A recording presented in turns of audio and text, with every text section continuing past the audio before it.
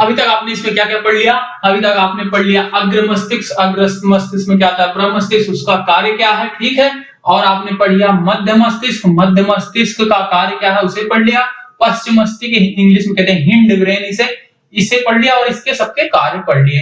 अभी आपका बचा हुआ है मेरुरज्जु और पीयूष ग्रंथि। तो ग्रंथि क्या है? ये केमिकल वाले में आ जाता है, पर ये ब्रेन का पार्ट है, ये आपको भी बनाना जरूरी होगा। जब आप इसका स्ट्रक्चर बनाओगे, आप डायग्राम, तब आपको ये बनाना जरूरी होगा। इसका फिगर आएगा, इसका चित्र भी बनाओ ब्रेन का, तो वहां पे आप ये जरूर बनाओगे। ये 5 जो भी पार्ट लिखाएंगे बहुत इंपॉर्टेंट, इन्हें आप बनाना ही बनाना है। बुक में और भी दिए गए हैं, पर आप इतना बनाओगे तो सफिशिएंट है। जो मेन मेन चीजें हैं यहाँ पे है, तो इसे भी आप बनाओगे। ये आता वैसे हार्मोनल सामान्य में है, ठीक है। और मेरुरज्जु, तो आपका ये तीनों कार्य हो गया, अग्र मस्तिष्क, मध्य, पश्च। अभी बचा मेरुरज्जु। तो मेरुरज्जु क्या होता है? ये रीढ़ की हड्डियों के बीच में होता है, ठीक है। और इसका एक कार्य मैंने बताया नहीं बताया, देख लेते हैं फिर एक बार कि इसका एक कार्य ऐसे समझ लो। ये आपका स्ट्रक्चर बताया था कि ये क्या होता है? ब्रेन होता है, और बीच में ये मेरुरज्जु होता है, मस्तिष्क, मेरुरज्जु, और यहाँ से नर्व्स, तंत्र लगे होते हैं, इसके जुड़े हुए होते हैं।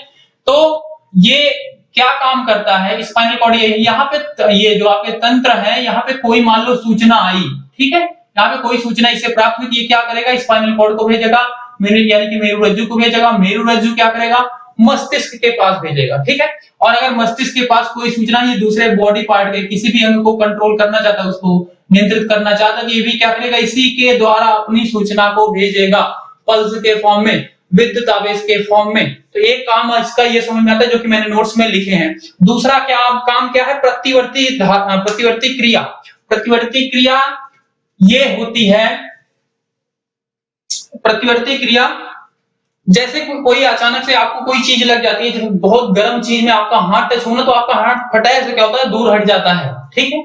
ऐसी क्रियाएं, मान लो कोई नुकीली चीज आपको चुभती है, तो आप फटाक से हाथ को हटा लेते हो। वो ऐसी क्रियाएं जो होती हैं, उनके होने पर हमारी बॉडी जो रिएक्ट करती है, जो प्रतिक्रिया करती है, वही प्रतिवर्ती क्रिया कहलाती है, ठीक है। तो प्रतिवर्ती क्रिया किसी उद्दीपन के प्रति तेज व अचानक की गई अनुक्रिया प्रतिवर्ती क्रिया कहलाती है। समझ में आई? कोई उद्दीपन क्या है? उष्मा चल रही है तेज की, आपका हाथ, जो आपने उसके प्रति विपरीत अनुक्रिया करते हो, या भी प्रतिवर्ती क्रिया है, ठीक है। तो प्रतिवर्ती चाप, इसमें एक चीज होती है, तो इसको आप याद रखने का कि जब आपका विद्युत आवेश, मतलब विद्युत आवेश के फॉर्म में सूचना जाएगी ना, तो वो क्या होगा? जहां पे उद्दीपन होगा वहां से कुछ आपकी सूचना आएगी तंत्र के अंदर, और वो ग्राही अंग के द्वारा, ग्राही अंग के थ्रू, मतलब उसके द्वारा त्वचा पे टच होगी, वहीं से आएगी। कहीं उष्मा जल रही है, उसमें आपकी त्वचा क्या हुई? टच हुई, आपको वहां से सूचना, एक मैसेज मिला, और वो क्या आया? मेरुरज्जु के पास आएगा। मेरुरज्जु क्या करेगा? उस सूचना को ब्रेन तक ना पहुंचा के वो उसका डिसीजन खुद ही ले लेगा। उसको डिसीजन क्या सूचना दे देगा? अप्लाई कर देगा कि आप उसे हटा दो, और हाथ तुरंत वहां से हट जाता है। इसमें क्या हो जाता है? फास्ट हो जाती है, जिसकी वजह से हमारी बॉडी को क्षति नहीं होती, मेरी बॉडी का हानि नहीं होता। इसलिए ये प्रतिवर्ती क्रिया है। तो इसका ये जो डायग्राम दिख रहा है, ये आपको बनाना है, इसी को कहा जाता है प्रतिवर्ती चाप। ये आपको जरूर बनाना है, पेपर में अगर आता है, और ये इंपॉर्टेंट टॉपिक है, मैंने बताया तो आता है, ठीक है।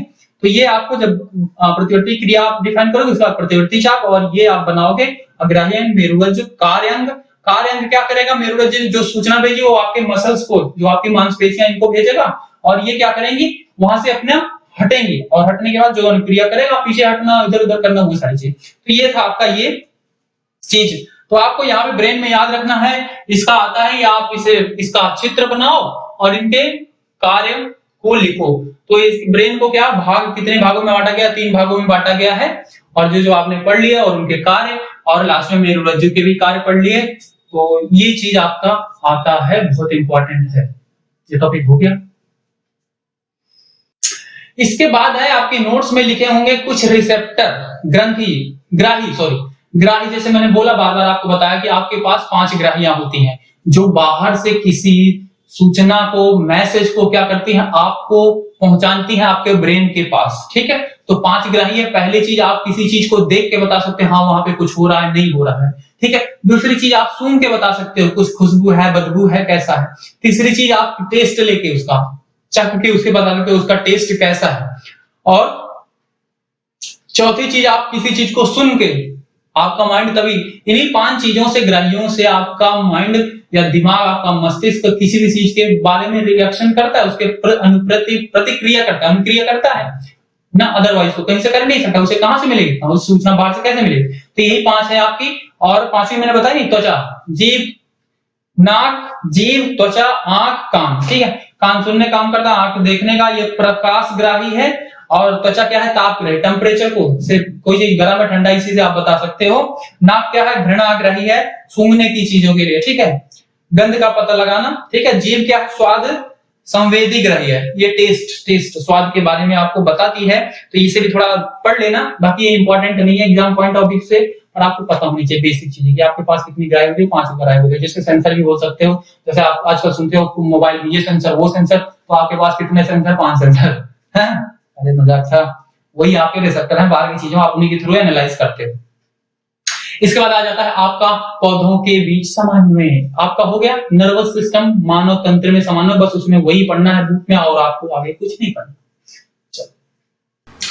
तो इसके बाद आपका है पादपों में समन्वय। पादपों में समन्वय के पहले उसी से एक रिलेटेड टॉपिक आता है गति। पादपों में या पौधों में गति, जो कि आता है पेपर में कहीं ना कहीं, मैंने देखा था क्वेश्चन पेपर में आया था। तो पादपों में गति 2 तरीके की होती है। ठीक है, गति मतलब ऐसे नहीं कि वो चलना, उनका बढ़ना, बढ़ते हैं ना, ऊपर बढ़ते हैं, किधर जड़ें नीचे बढ़ती हैं, ऐसे बढ़ते हैं वैसे बढ़ते, तो वो 2 तरीके से क्लासिफाई किया गया है, उसे विभाजित किया गया है। उसका पहला है, इसे अंग्रेजी में तो ट्रॉपिक कहते हैं। ट्रॉपिक मूवमेंट, जैसे कि सूर्य क्या होता है, सूर्य की रोशनी जिधर आती है उधर ही पेड़ पौधे बढ़ते हैं, ऊपर की साइड ग्रो होते हैं। ठीक है, उनकी वृद्धि किधर होती है, उधर ही होती है जिधर से सूर्य की रोशनी आती है। इसे मतलब दिशा पे डिपेंड करते हैं, जिधर से डायरेक्शन पे कोई डिपेंड करते हैं, सूर्य की रोशनी जिधर जाएगी उधर ही बढ़ेंगे। ठीक है, तो इन्हें कहा जाता है ट्रॉपिक, और हिंदी में इन्हें को आपकी बुक में लिखा गया है गति जो वृद्धि पर आश्रित हो। ये थोड़ा सा कंफ्यूजिंग है, मतलब वृद्धि पर आश्रित हो, गति जो वृद्धि पर आश्रित हो, ये थोड़ा सा लग रहा है कि मतलब दिशा पे, ऐसा बोल सकते हैं डायरेक्शनल, दिशा पे डिपेंड करता है, जिधर से सूर्य की रोशनी आए उधर पड़ेगा। जड़ें क्या होती है, नीचे की तरफ पड़ती है, क्योंकि वो ग्रेविटेशन क्या होता है, ग्रेविटेशन की दिशा में अपोजिट बढ़ती है। सूर्य जिधर से रोशनी आती है उसकी दिशा में पेड़ बढ़ता है, ऐसी चीजें। ठीक है, तो ये गति जो वृद्धि पर आश्रित हो, ये याद करना, और अंग्रेजी में बोलते हैं ट्रॉपिक मूवमेंट, ट्रॉपिक। और दूसरा है इसका नैस्टिक, गति जो वृद्धि से मुक्त हो। अब बोलोगे भैया यार आप तो बोल रहे हो कि मान लो हाँ वृद्धि पेड़ की गति होती है, सूर्य की रोशनी जिधर आती है उधर साइड बढ़ता है, वो जड़ें क्या होती है, नीचे की साइड बढ़ती है, क्योंकि गुरुत्वाकर्षण लगता है। ठीक है, पर ये कह रहे हो आप ये जो इन पे आश्रित, इनसे मुक्त हो, तो ये कैसी गति होगी, ये गति ऐसी होती है जैसे छुई मुई का पौधा, सुना है ना, उसे आप टच करो तो वो क्या कोई दिशा की साइड बढ़ती है, वो जो अपने में बस सिकुड़ जाती है। ठीक है, तो ऐसी गति को कहते हैं नैस्टिक, गति जो वृद्धि से मुक्त हो। इन दोनों को आपको याद रखना है। और छुई मुई को एक मैंने नाम भी पढ़ा था, इसे लाजवंती बोलते हैं, लाजवंती, हाँ समझ आया। तो चलो ये तो बात ऐसी थी। तो इनके कुछ और भी टॉपिक्स हैं, मैं आप नोट्स में देख लेना, मैं बता दे रहा हूं आपको पढ़ के। तो गति जो वृद्धि पर आश्रित होती है, मतलब दिशाओं में गति होती है ना, सूर्य की रोशनी जिधर आती है उधर ही पौधा बढ़ेगा, और ग्रेविटेशन फोर्स नीचे की साइड कर लगता है, ऊपर नीचे की साइड खींचता है, वो जड़ें क्या होती है नीचे की साइड ही बढ़ती है, ऐसे वाली गति। तो इसमें प्रकाशानुवर्तन कहते हैं, जो तने की प्रकाश की ओर गति, ये क्या है, प्रकाशानुवर्तन है। गुरुत्वानुवर्तन, जड़ की गुरुत्वबल की दिशा में गति। जलानुवर्तन, जड़ की पानी की ओर गति। आप इधर कुएं में देखते हो कोई पौधा उगता है, वो जड़ें उसकी बिल्कुल पानी में चली जाती है, सीधा के सीधा। ठीक है, ऐसी गति। रसायनवर्तन, जो रसायन की तरफ पौधे बढ़ते हैं, उनके भाग रसायन की ओर गति करते हैं, वो क्या होती है, तीन चीजों को याद करना। और गति जो वृद्धि से मुक्त है, जैसे छुई मुई की पत्तियां स्पर्श की अनुक्रिया से बहुत तेजी से गति करती हैं, जैसे आप टच करते हो गति करती हैं। तो उसका रीजन तो और है, उनमें से क्या होता है, छोड़ो वो सब आपको नहीं पढ़ना, बस इतना याद रखना। ठीक है, अब हम पढ़ेंगे पादप हार्मोन। पादप हार्मोन पौधों में समन्वय, इन्हें बोलते हैं पादप हार्मोन कोऑर्डिनेशन, समन्वय।